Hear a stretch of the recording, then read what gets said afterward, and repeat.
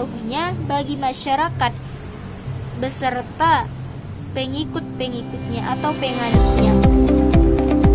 Nah, untuk mengenal lebih lanjut tentang ideologi ini, berikut akan dikemukakan oleh paham-paham dunia, baik itu yang masih bertahan membasis di masyarakat dunia maupun yang hanya tercatat dalam politik dunia.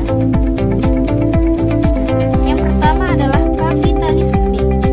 Apa yang dimaksud dengan kapitalisme? Kapitalisme adalah suatu sistem yang sudah mulai terinstitusi pada abad ke-16 sampai abad ke-19-an, yaitu pada masa perkembangan perbankan komersial Eropa. Yang kedua adalah Marxisme. Marx ini memandang masyarakat komunis mempunyai segala sesuatunya untuk suatu kehidupan yang produktivitas atau kehidupan yang maksimal. Yang ketiga adalah sosialisme.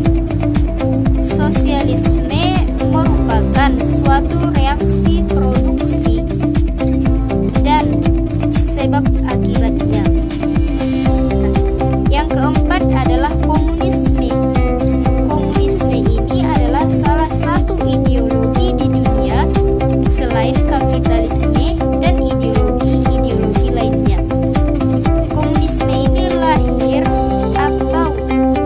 sebagai reaksi terhadap kapitalisme di abad ke-19-an, di mana mereka itu sangat mementingkan individu pemilik dan mengesampingkan buruh. Nah, selanjutnya yang kelima adalah anarkisme. Istilah anarkisme ini berasal dari bahasa Yunani, yaitu anarkos, yang artinya adalah tanpa pemimpin, tanpa penguasa. Selanjutnya adalah fanisme. Istilah fanisme ini membangkitkan kenangan tentang Adolf Hitler dan Benito Mussolini dan gambaran tentang kediktatoran totaliter di negara Jerman, Italia, dan Jepang pada masa Perang Dunia II. Selanjutnya, yang ketujuh adalah liberalisme.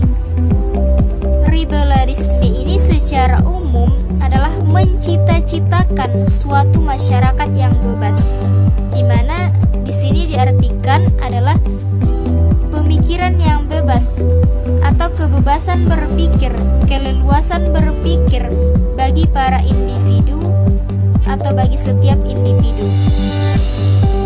Selanjutnya, yang kedelapan adalah konservatisme.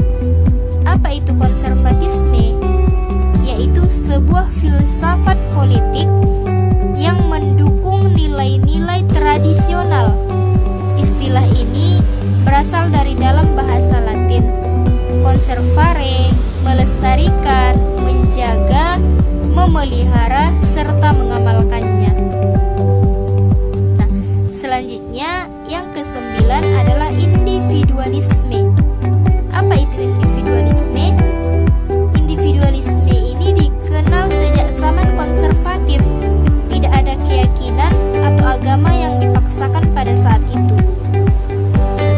Selanjutnya yang ke-10 adalah nasionalisme, di mana nasionalisme ini adalah suatu paham yang menciptakan dan mempertahankan kedaulatan sebuah negara atau nation dengan mewujudkan suatu konsep identitas bersama untuk sekelompok manusia. Nah, selanjutnya yang terakhir atau yang ke-11 adalah dasar negara Indonesia, yaitu Pancasila. Nah, Pancasila ini adalah negara berdasarkan ketuhanan yang Maha Esa, di mana